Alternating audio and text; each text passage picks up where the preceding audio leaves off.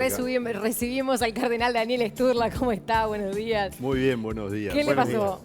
No, me moví de lugar, espero no haber complicado. No, está muy bien, está muy bien. Si no, no se preocupe que ya nos van a decir. Ya se acomoda. Sturla, comencemos hablando de, el Papa Francisco y todo ese proceso de reforma intensa que está realizando de la Iglesia Católica. ¿Pretende realizar este proceso en Uruguay? ¿Se puede hacer? ¿Hay un pedido del Papa? O sea, una cosa es la realidad de la Iglesia Universal, ¿verdad? Que es complejísima. Yo ahora que estuve estas 3 semanas en el Sínodo en Roma, claro, es una realidad tan variada lo que pasa en África, en Asia, Oceanía, en América, en fin.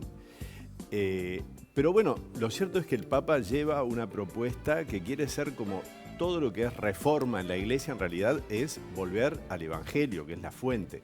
Y bueno, en la Iglesia uruguaya también lo que queremos es ser más fieles a Jesús, más fieles al Evangelio, y eso siempre supone renovación. ¿Cómo se es más fieles? ¿Y cómo se puede renovar? Bueno, un elemento, yendo a lo que el Papa Francisco está impulsando, es tener clarísimo que la Iglesia es para todos, o sea, casa de puertas abiertas, por lo tanto tiene que salir a atender a la gente en la situación en la que vive.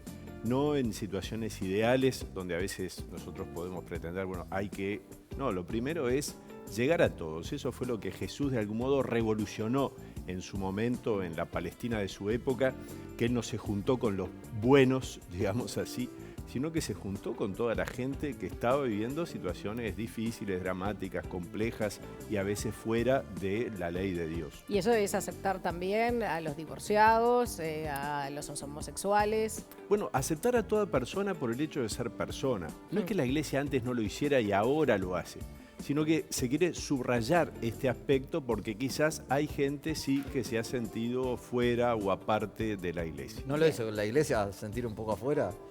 Bueno, es posible, casos, es posible. Alejándose de este discurso, alejándose de esa parte o de esa interpretación del Evangelio. Es posible que sí.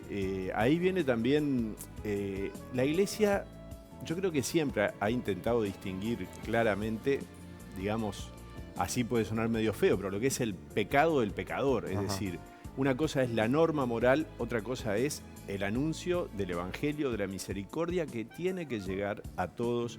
Y eso es clarísimo porque así surge del Evangelio.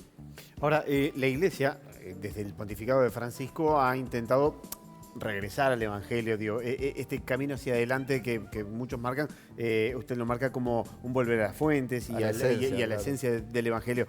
En ese camino, ¿con cuántas piedras o con cuántos obstáculos va tropezando el Papa Francisco? Que si bien hay una apertura muy grande, el último Sínodo de la Familia marcó posiciones que son vanguardistas o por lo menos novedosas en las últimas décadas o en el último siglo, no podemos decir que hablamos de una iglesia súper progresista y demás, porque hay algunos aspectos que son conservadores. De hecho, ¿con cuántos aspectos se van encontrando que son bloques que le ponen dentro de la iglesia Francisco? Bueno, es natural, primero, la iglesia es un conjunto tan amplio y variado de gente, de personas, de instituciones y por lo tanto también de tendencias. Ahí está lo fantástico de la Iglesia Católica, que al tener en la figura del Papa una persona que de algún modo es la única que puede hablar en nombre de todos y que de algún modo marca el rumbo para todos, hace también de unidad aún de tendencias diversas y que es natural que las haya, porque la Iglesia no es un ejército, digamos, ordenado con un general, sino que es un montón de gente, comunidades diversas, pero que sí hay un sentido de unidad, bueno, en torno a los principios doctrinales básicos y en torno a una figura humana concreta que es la del Papa. Entonces, que haya gente en la Iglesia que no esté tan de acuerdo con Francisco, es obvio que sí, por supuesto. Que haya también gente fuera de la Iglesia que también pone trabas al actuar de Francisco, a su predicación, también es natural. Le pasó a Jesús, le pasó a todos los santos, bueno, le pasa también a los papas, le pasa a Francisco. Sturla, perdón, ¿no? La Iglesia Católica, bueno, estamos en el país más laico de América, ¿no? Y hay estadísticas que cada vez hay menos casamientos católicos, que cada vez hay menos fieles. Usted hace un tiempo con Tagliaferro, en una entrevista, decía que estaban tratando de ver el impacto que tiene la Iglesia hoy en la sociedad para analizar la realidad y descubrir qué está pasando, a favor y en contra. ¿Pudo descubrir algo en este tiempo de ejercicio? Bueno, sí, nosotros se refería sobre todo al impacto religioso, ¿verdad? Porque ¿qué es lo que pasa? La Iglesia en el Uruguay desde el principio tiene impacto en muchos sentidos. en el sentido social, educativo, etc. Pero el tema es que la esencia, obviamente, de la iglesia es el sentido más profundamente religioso.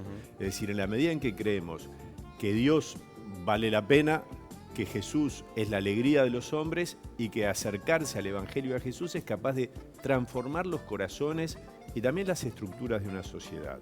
Entonces, en ese sentido, el mensaje evangélico siempre va a tener alguna traba, alguna contra, pero bueno, eso es lo que nosotros queremos transmitir con alegría, con esperanza y llegando a todos.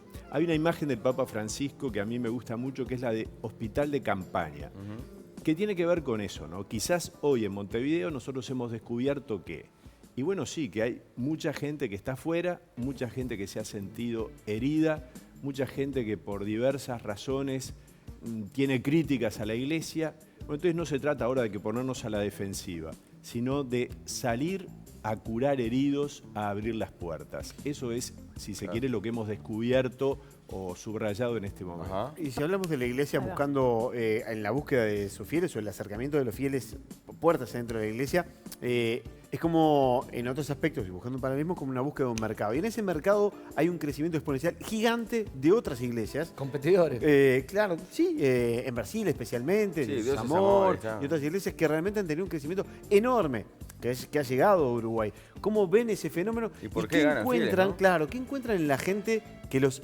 lleva Claro, a ahí- buscar esas otras opciones de fe? Bueno, ese acercamiento enorme no se da en el Uruguay. Ajá. No quiere decir que no se dé. Enormes son las sedes que Exacto. tienen. No, pero también, sí. Pero, por ejemplo, hay países de América donde se ha dado ese crecimiento al que usted se refiere. Pero en el Uruguay, si bien crecen, es menor, porque también el laicismo uruguayo marca a toda la gente. Y también yo creo que hay un conjunto de gente que recorre diversas iglesias, Sí. pero que no se adhiere a una iglesia en forma, digamos, determinante. Y bien, yo creo, ¿por qué? Bueno, sin duda, muchas de estas iglesias tienen una cercanía con la gente que a la iglesia católica le ha faltado. Le falta comunicación. Yo creo que tenemos obviamente un problema de comunicación, ¿sí? Yo con todo lo relativizo en qué sentido. En que también hay mensajes y mensajes, y puede haber mensajes muy buenos, y hay iglesias estupendas que yo admiro y quiero mucho fuera de la iglesia católica, y también hay grupos que manipulan a la gente y que tienen el nombre de iglesias, pero que en realidad, bueno, No Es un son. negocio. no lo son. Entonces ahí hay que distinguir, ¿verdad? Y bueno, no siempre esa distinción es fácil y no siempre un mensaje facilongo puede atraer gente, pero en definitiva no deja nada. En cambio, yo creo que el verdadero mensaje del Evangelio, de la Iglesia Católica o también que proclaman otras iglesias, en la medida que es fiel al Evangelio, llena de alegría el corazón del hombre y lo transforma. Y eso es lo que busca la Iglesia Católica y también muchas otras Lo otro- ¿Siente iglesias. que va menos gente a misa o a confesarse? Bueno, yo creo que ha habido un fenómeno en que lo analizamos, por eso fue lo que acá se referían, en que hubo un bajón, digamos así, de gente. Ahora me gustaría que pasaran unos años, porque a mí me parece que se han dado una serie de elementos, entre los cuales la figura del Papa Francisco, sin duda, que yo creo que notamos como un Se acerca reverdecer más. de la Iglesia. Pero habría que analizarlo dentro de 5 o 6 años. Bien. Y- Francisco, perdón, Ole, ya que ahora estuvo estas 3 semanas con él, que tuvo una audiencia con él, Francisco es tan cercano a la gente como parece, como es la sensación esta, capaz que por la salida de protocolo, pero ¿es real esa sensación ahí? Es absolutamente real. Primero porque, bueno, yo no es que tenga tanta experiencia de antes, pero Claro. sí por lo que me cuentan y por lo que uno ve. Francisco llega al aula del sínodo de esta reunión de obispos, donde por supuesto hay un vestíbulo donde se puede dejar el abrigo. Bueno, todo eso lo hace Francisco como cualquier otro obispo, lo que antes no pasaba. Francisco llega al momento del corte, del break, como hay que decir ahora, Sí. y Francisco baja y está con todos y comparte. Francisco incluso más de una vez iba saludando a los obispos a medida que iban llegando al sínodo. A mí en lo personal, yo le pedí a un secretario de ahí del Vaticano que quería hablar unos minutos con el Papa y me suena el teléfono, me pidió el teléfono este secretario, me suena el teléfono y era el mismo Francisco que me decía, mirá Daniel, mañana te puedo recibir a tal hora. llegué allí, por supuesto había un portero, pero cuando subí al palier fue el mismo Papa que me abrió la puerta, que me hizo pasar y después me acompañó hasta el ascensor, sin ningún protocolo y sin nadie. Bueno, esos gestos de cercanía de Francisco eran los de Jorge Bergoglio en Buenos Aires. Eso es lo bueno, que uno ve que hay continuidad, es decir, no es un personaje inventado. También es difícil inventar un personaje a los 78 Claro, años. los otros papas no eran así. No, yo digo, tenían otras Claro, otras características. También eran polacos o alemanes los últimos dos que tuvimos, ¿no? Digo que vienen de un otra latino cultura, tiene por otra más cosa, que claro. su impronta personal quizá pudieran ser mucho más afectuosos, venían de otra cultura, más fría. Eso es muy importante, yo creo, porque, primero, sin duda que había una estructura atrás, pero también hay un tema de estilos. Claro. Es decir, el estilo del obispo latinoamericano es un estilo de cercanía y de pastoreo. Y yo creo que el cardenal Bergoglio, arzobispo de Buenos Aires, eso lo tenía muy a pecho. Sobre todo con la gente más sencilla, más pobre de los barrios, donde él iba y disfrutaba, digamos, de esos encuentros muchísimo. Y ese estilo lo ha impuesto o lo vive ¿Y ese serenamente. estilo pesó en la designación, en la elección dentro del Colegio Cardenalicio de Francisco? ¿Pesó después de varias votaciones y demás? También por venir de Benedicto XVI, Y además ¿no? pensando en una nueva imagen de la iglesia, un nuevo camino de la iglesia, un nuevo acercamiento, ¿y la imagen de Bergoglio caía justo en lo que precisaba la iglesia? Yo entiendo que sí. Claro, yo no estaba en ese momento en el Colegio Cardenalicio, pero entiendo que sí. Yo incluso hasta pensaría, pero claro, eso es meterme en una hipótesis, que hasta el mismo Benedicto pensaba que su posible sucesor fuera el cardenal de Buenos Aires. Porque de hecho aquello que se comentó en su momento cuando la elección de Benedicto, de que el segundo en votos era Bergoglio y que Bergoglio había dicho no, voten a Benedicto, bueno, en ese momento parecía un comentario que vaya a saber si era cierto, pero a la luz de los hechos posteriores es muy posible que hubiera sido cierto y que realmente en el cónclave anterior el cardenal Bergoglio hubiera tenido ya muchos votos y fuera un personaje mirado. Y yo pienso que los cardenales en todo este tiempo, porque es el deber principal de un cardenal en definitiva, es, llegado el momento, saber elegir al Papa, tienen que haber seguido la vida y los discursos y los mensajes de este arzobispo de Buenos Aires, hoy Papa Francisco. ¿Dónde y cuándo lo conoció a Francisco? Yo lo conocí personalmente en Río de Janeiro, siendo yo ya obispo auxiliar en el año 2012, cuando la Jornada Mundial de la Juventud. No lo conocía de antes, sí también yo leía cosas de Bergoglio porque era un personaje que me interesaba, digamos, como obispo, que tenía una cercanía con la gente muy particular.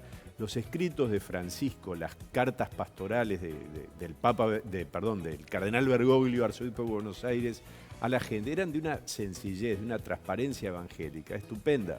Entonces yo digo, por acá tiene que ser. Si la iglesia tiene un problema de comunicación, bueno, acá hay un hombre que se sabe comunicar en un lenguaje que la gente lo entiende. Claro, y estamos hablando que a los 28 Sturla sacerdote, en 2011 obispo de Montevideo, a 2014 ya, Obispo auxiliar. Obispo auxiliar, ahora arzobispo de Montevideo. Ya estamos, por más que aparte joven, ¿no? Ya está en el techo de la carrera, porque el paso siguiente que puede ser papa, que para un uruguayo está bravísimo. Después de cardenal, ¿qué viene? Papa. Papa. O, Por eso, ya o está. cardenal emérito, ¿no? Claro. Ahí va. Bueno, Que pero- seguramente... Esto es por el allí pináculo vaya. de la carrera ya Bueno, lo personal. que pasa es que yo entiendo que esto puede sonar medio verso, digamos así, pero es la realidad. En definitiva, ¿qué es lo que un cristiano, cura, obispo, cardenal, se puede proponer como meta de su vida?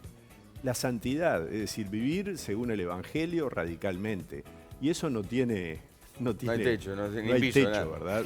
Todo lo demás, más tipo carrera, la verdad yo lo he recibido, yo no hice nada para ser cardenal hoy, sino que bueno, me han llegado, es decir, uno no se candidatea Pero para hay obispo, eso, para cardenal. no le digo a usted, pero usted lo ve en algún lugar en la iglesia que se pelea por el puesto, por el lugar, por la carrera, que hay esa miseria humana, Yo digamos. sinceramente, en la iglesia uruguaya no lo veo, Ajá. creo que en la iglesia latinoamericana, no sé, tampoco me gustaría Sí, sí. hablar de lo que no conozco.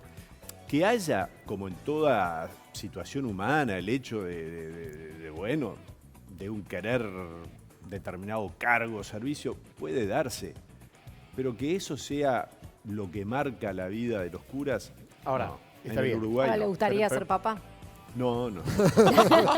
No, en serio que no. Porque No, Francisco no, no. dijo que no iba a estar muchos años. Yo me voy de Montevideo un tiempo y extraño, es tremendo. Igual no le viste que los candidatos a presidente también dicen que no al principio. Es verdad. ¿Ah, sí? Es verdad. Puede ser, puede O que ser. se van a retirar para la próxima Pero acá, campaña y mire si reaparecen. digo que sí, ya con eso pierdo punto. Claro, exacto. Eso pasaría un paso atrás. Pero Sturla, usted a lo largo de su vida, mucha gente habla muy bien de lo que ha sido su carrera dentro de la iglesia.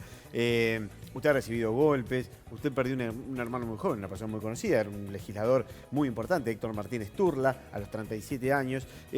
Cuando le llega ese momento en el que el propio Papa lo nombra, o sus colegas, digamos, lo nombran cardenal, es el segundo en la historia del Uruguay. Es una distinción muy importante. ¿Qué fue lo que sintió internamente? Usted, pensando en su familia, su hermano, digo, Sus padres, ¿no? en Porque la lo perdimos cuando comunidad era muy chico. que usted acogió y con la cual convivió. Bueno, yo primero recibí eso cuando estaba haciendo una misión en el barrio Jardines del Hipódromo y precisamente en un asentamiento que se llama Milagro de los Andes. O sea, eso me ubicó en que por ahí va mi vida, pues providencialmente me cayó el nombramiento, yo no tenía ni idea. Lo llamó Emilius, ¿no? Gonzalo Emilius me llamó y me dijo, Daniel, el Papa te nombró cardenal. Digo, no puede ser, a mí nadie me avisó nada. Pero estoy acá en la Plaza de San Pedro, el Papa te acaba de nombrar. No. Bueno, pero el Papa te nombró, felicitaciones. Yo corté, estaba manejando con 2 chicos de la misión y en eso me caen 2 mensajes. Francisco decía no. No, pero eran de otros 2 Estaban también en la amigos plaza. que estaban estaban en allá. la plaza. Bueno. O sea, eso me ubica. Después, segundo, hay una cosa que en mi casa nos enseñaron. Sobre todo mi hermano, Martín, que tú mencionaste. Martín era medalla de oro, era el mejor de la clase, era un tipo súper inteligente. Entonces en mi casa nos enseñaron a reírnos de nosotros mismos. No nos daban mucha piola, mucho corte, mucho infle. Yo creo que eso ha sido importante. Yo entiendo que esto es un servicio que la iglesia me pide, que yo estoy haciendo. Yo sé que tengo algunos elementos positivos, obviamente, pero también tengo otros que no. Bueno, trataré de hacer lo mejor posible, pero Pero a veces, como dice el Papa Francisco, no se la crean. Bueno, yo creo que no me la creo. pero a veces uno se plantea, ¿no? ¿Dónde está Dios cuando pasa algo malo? Ejemplo, usted era muy chico cuando partió a sus padres, su hermano era muy joven y además fue por un mal diagnóstico que se podría haber agarrado a tiempo. En esos momentos, ¿qué piensa? Bueno, yo una vez respondí esto porque es tal cual, bueno, es parte de mi biografía interior. Cuando murió mi madre, a los 3 años de la muerte de mi padre... Tenía y- 13 y 16, no era un Sí. adolescente. Yo soy el menor de 5 hermanos, pero todos muy seguidos. Martín, de hecho, fue mi tutor durante 5 años, hasta los 21, que era en ese momento la mayoría de edad. Yo dije, bueno, si yo creía en Dios y cuando sabía que pasaban cosas terribles a otras personas, porque Claro. uno no es tonto, uno es un niño, un joven, un adolescente y sabe que pasan cosas muy duras. Yo iba en esa época al Cotolengo de Norione, íbamos a trabajar en una cooperativa de viviendas con el grupo de castores. Yo veía la pobreza, la situación, la enfermedad. Bueno, ahora me toca a mí. Entonces, porque ahora te toca a ti, vas a dejar de creer, vas a rebelarte con Dios. Que me haya enojado con Dios, sí. Pero una cosa es enojarse con Dios, y otra cosa es pelearse con Dios, y otra cosa es negarlo a Dios. Yo dije, loco, ahora te tocó a ti, seguí creyendo, porque si no, tu fe, ¿qué era? Y bueno, ese razonamiento de mis 16 años, bueno, para mí fue muy importante. ¿Y de ahí a llegar a ser sacerdote? Bueno, ahí pasaron varias cosas porque no era mi proyecto ser sacerdote. Yo pensaba formar una familia, hacer una carrera. ¿Había tenido novia? No tuve novia formal, sí, eso es cuestiones más de chicuelo, adolescente. digamos. Sí, Está sí, muy sí. bueno cómo cuenta Sturla, cómo es que le propone a alguien, ¿no?, la opción, pero dándole como una especie, a usted siente como una libertad, ¿no? Sí, fue un cura, era el director de Juan 23, que era el colegio donde yo empecé a ir, 5º año. Bueno, en ese momento todavía éramos de los primeros de preparatorios. Ustedes son jóvenes, lo que pasa, no saben lo que era eso. Y 5º año de liceo. Entonces, el sacerdote Félix Irureta, un capo, un cura muy querido, me hizo la propuesta de si nunca había pensado en ser sacerdote, pero me dijo, mira, yo esto te lo propongo hoy y nunca más te voy a hablar del tema. Vos sentiste totalmente libre. Y de hecho fue así. Yo a los 2 días le dije que no veía que mi camino fuera ese, y él nunca más me volvió a hablar del tema. De hecho, yo después lo fui hablando con otro sacerdote. A los 2 años, cuando yo ya estaba como resuelto a dar ese camino, después que había dicho que no, él me regaló un libro, una biografía de San Juan Bosco. Y después, bueno, seguimos muy amigos y hermanos con él, pero él no me insistió en el tema, y eso para mí fue muy importante. ¿Y nunca dudó? Sí, claro. Sobre todo al principio, o sea, Cuando es más difícil. el primer año mío dije, esto me parece fantástico, estupendo, qué bueno la vida del sacerdote, del salesiano, pero no lo veo para mí. Pero bueno, ahí, después de esa crisis que tuve de duda, salí adelante, digamos así, me la respondí, que bueno, que siguiera adelante un tiempo, y bueno, y después me fui entusiasmando cada vez más. Un tema que siempre se dice que a los salesianos les importa mucho es la educación, ¿no? Usted estuvo en Juan 23, también en el liceo. Taller Don Bosco, Tacurú. Bueno, ni que hablar. ¿Cómo ve usted la crisis que hay en educación, si es que la ve como tal, como una crisis, ¿no? Y todas las críticas que ha habido sobre Jubilar, Impulso, Providencia y demás. Bueno, es evidente que hay una crisis en la educación en Uruguay, es decir, no reconocerlo no me parece bueno. Yo creo que la crisis, por supuesto, tiene componentes muy complejos. Hay componentes más políticos en los que no me voy a meter. Y el componente de fondo es, me parece a mí, que hay acuerdos de mucha gente técnica que sabe de educación y que da su aporte, aún siendo de distintos partidos, pero después, en el momento de las decisiones políticas, estas no son fáciles.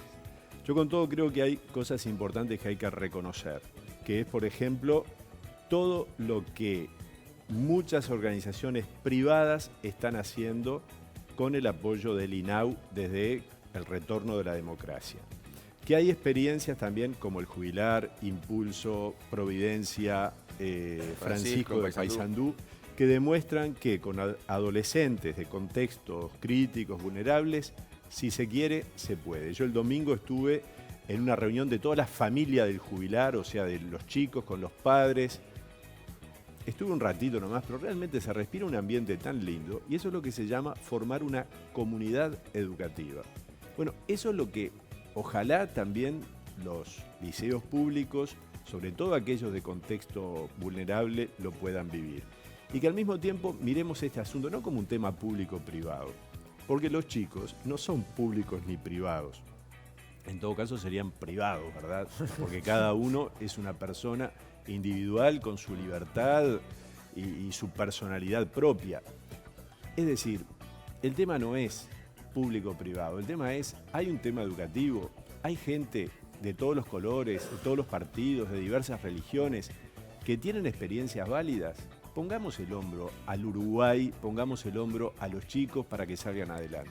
Sturla, tenemos que ir cerrando. ¿De qué cuadro es hincha usted? Soy hincha de Nacional. Hincha de Nacional. Como Sí. Francisco de San Lorenzo, y San Lorenzo es campeón de América. Sí, yo tendría que ser de Bellavista. Para el domingo. No, para el domingo. Pobre papá. Tienes razón.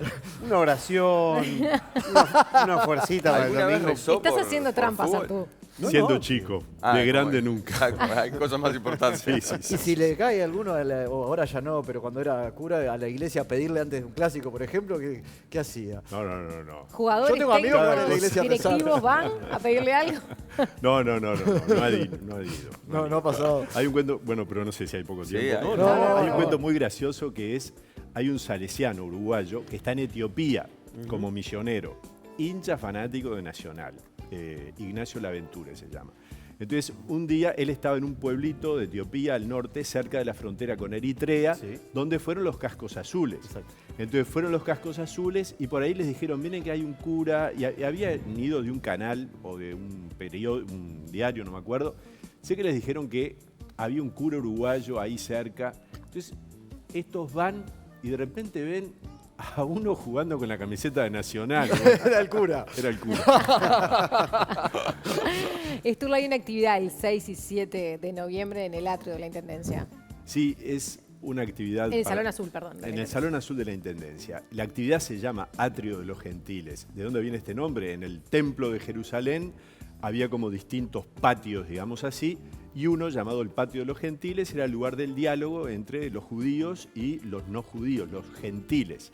Después seguían los otros patios ya para los judíos, para mujeres, hombres, etc. Bien, Atrio de los Gentiles, lugar de diálogo y de encuentro entre la iglesia y la sociedad, entre creyentes y no creyentes. Esto se va a desarrollar viernes y sábado, es una iniciativa que surgió del Papa Benedicto XVI, se ha hecho ya en varias ciudades del mundo y bueno, y este año nos toca en Montevideo. Viene un cardenal enviado por el Papa Francisco, el cardenal Ravasi, una figura estupenda de la cultura católica y bueno, yo creo que va a ser muy interesante participar en los distintos paneles que va a haber. También va a haber algún elemento cultural en el Movie Center el viernes de noche y el sábado en la Sala Citarrosa. Cardenal, muchísimas gracias por acompañarnos. Gracias a ustedes, Gracias, he un pasado gusto. muy bien, que Un Dios los placer. bendiga. Gracias. Muchas gracias. Gracias, muy amable. 54 minutos pasan de las 8 de la mañana.